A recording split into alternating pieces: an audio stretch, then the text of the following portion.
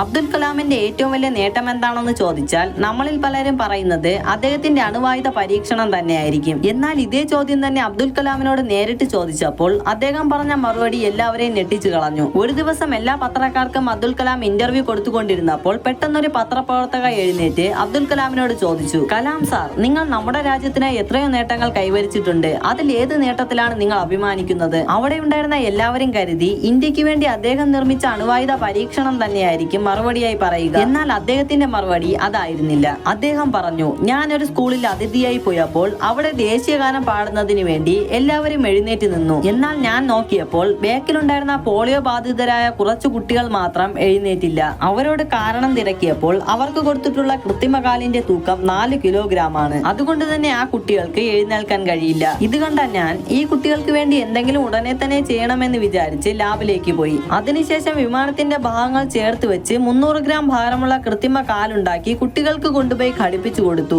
അപ്പോൾ കുട്ടികൾ എഴുന്നേറ്റ് നിന്ന് എന്നെ നോക്കി ചിരിച്ച ഒരു ചിരിയുണ്ട്.